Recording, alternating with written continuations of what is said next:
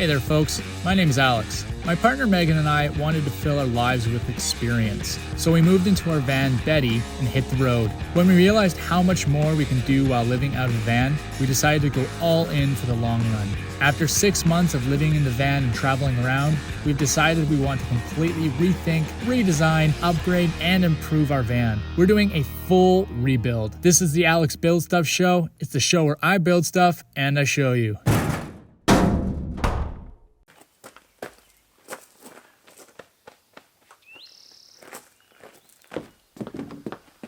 Well, hi there, folks. I'm Alex from the show Alex Build Stuff. It's the show where I build stuff and show you. Yep. What up, folks? My name's Alex. This is the Alex Build Stuff Show. Thank you so much for being here. I really appreciate your guys' attendance to my show. In this episode, we're going to be tackling a little sub-project, which is building a home for our toilet and electrical system. That's right. We have a toilet. Yep. That's right. We have a toilet in the van now, which we're super excited about. But before we talk more about where that's going to go, I want to introduce you to the sponsor of this video, which coincidentally happens to be the brand of composting toilet that we're now using. This is Boxio, by the way. Can you tell why it's called Boxio? Boxio is founded and designed in Germany by a couple guys that were asking the exact same question as all us vanlifers in North America. Why isn't there a more simplistic, affordable composting toilet option in North America? Well, there you go. This baby comes in at $272 Canadian, which amounts to about $160, $170 US, which I'm pretty sure it's about the cheapest composting toilet you can find on the US market right now. This composting toilet features a sanitary solids compartment, a leak-free liquids compartment, and is good for 8 to 10 uses before emptying. How great is that? Oh yeah. As well, Boxio sells biodegradable bags and hemp husk for liquid and odor binding, meaning get no stinky. Great thing about this is that it is roughly 12 inches, roughly 15 inches high, and about 16 inches long. It's so small! I mean, you can fit this anywhere. I'm actually going to fit this right in front of our battery, and then I'm just going to pull it out of a little cupboard, and we can use it and put it away. I love this thing. It's so great. So excited to take a poop on it. Ooh. And I forgot to say, it's also made completely out of recycled material. All of this plastic is made out of regionally recycled material in Germany. Another win. If you know me well enough, I love simplistic design. Over complex usually means more expensive, also easier to break. With this thing, there's literally nothing to break. I mean, if you turn it around, the hinge is a piece of string. Like, if you break your piece of string, go get more string and make a hinge again. And then everything is just like solid extruded plastic. So yeah, you're not going to break anything, and you're not going to find yourself out in the wild with a broken toilet part that you have to get shipped in for lots of money and then, you know, like disassemble your toilet, which literally no one wants to do that. So anyway, we are super stoked, as you can well tell, that we now have somewhere to poop inside of the van. Pooping! Yeah! Alright, enough of me talking. Let's go build a super secret slim spot for this super secretive slim shitter. I practice that a lot, I know, yeah. So in the case of this closet cabinet kind of deal, we're actually going to go floor all the way up to the ceiling. So I am hoping to be able to cut just one piece of wood, but I don't know if I can do it with as much accuracy as I'd like. We'll see. I might have to build a really big template.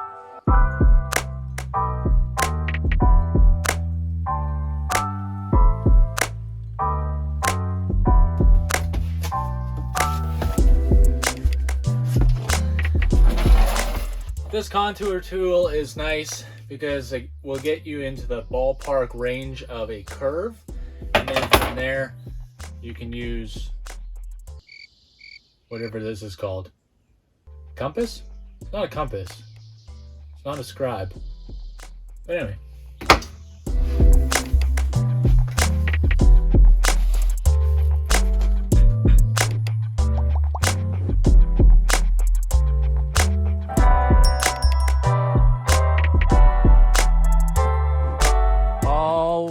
right.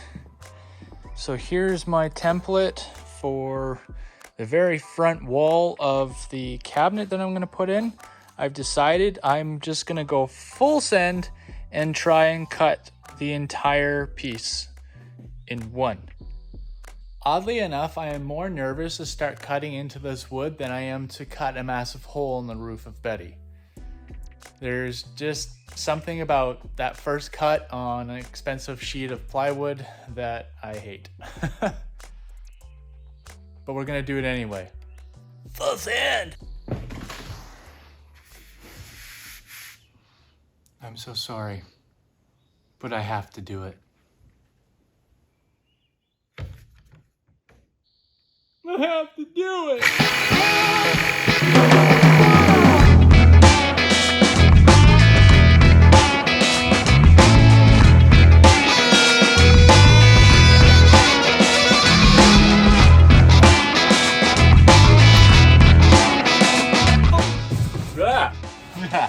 Well, there you have it. That is a very tight fit. That's the way I like it. Look at that. Look at how close it is. Oh, snappy snap. Like it? It's a big old thumbs up right there, folks. Well, hey, I'm back in the van. Been moving things around a little bit, and I think I'm gonna change some stuff up. So check it out. All right, I'll try and explain this as quickly as possible. I've made the decision that instead of having the Boxio orientated parallel with the van, I'm gonna make it perpendicular so that this closet is a little bit narrower. And then I'm gonna put the battery down here and put the inverter and charging system up in here. Everything will fit right behind the seat, and it's gonna be accessed through a hole in the wall right here. And then I'm gonna build a box to house everything right there. So, yeah.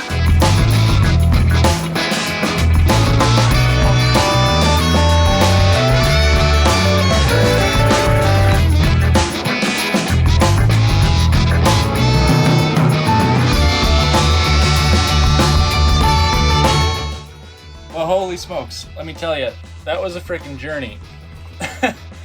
So what I had to do there is kind of modify the template that I had before, and then once the template was modified, then I cut, but I cut big so that I could, do micro adjustments, and I had to do so many micro adjustments to get this to fit. And it's still like maybe a 16th off at the top, but I think it looks pretty good. I'm happy with it. So now I get to go to figuring out how to make it a cabinet.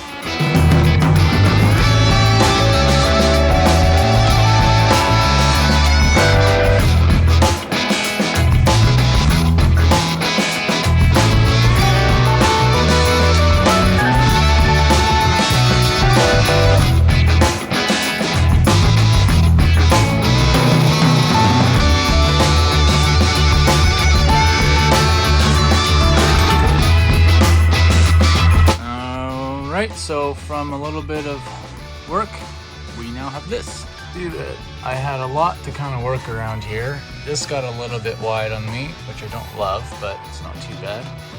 And then this is going to become a compartment behind for the electrical system.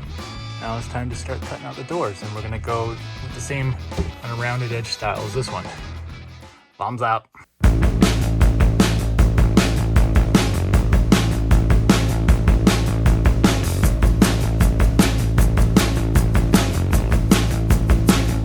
Well, check it out.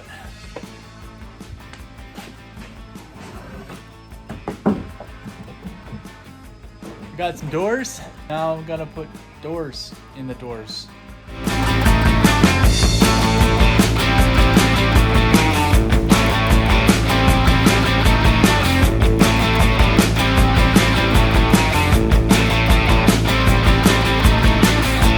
Well, I dare say that was a lot of work. But I think the result is absolutely extraordinary. What do you think? Yes? Most excellent. Yeah, I'm pretty happy with this result. I reused the driftwood handles that we made in Betty 2.0 or 4.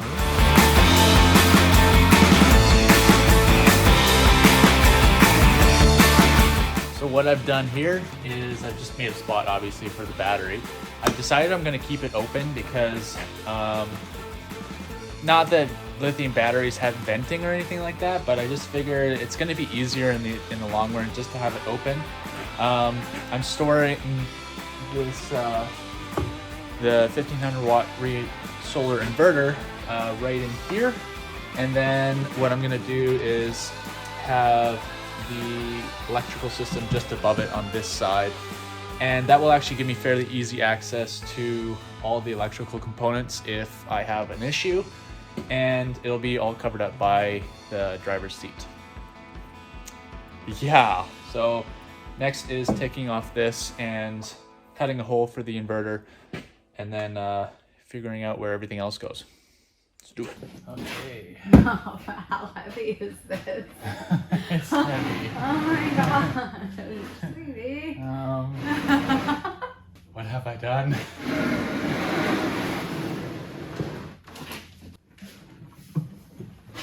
Ow.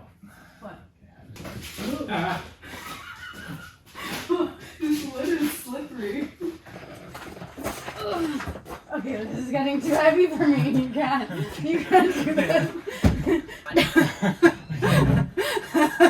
Okay, oh god.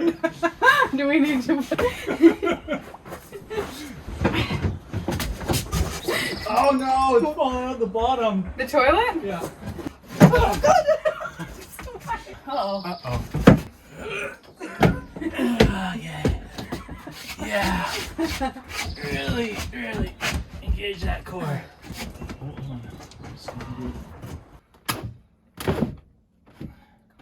Well, after considerable struggle and a bit of time and some more modification, I got it back in place. And it looks pretty good. I'm pretty excited about it.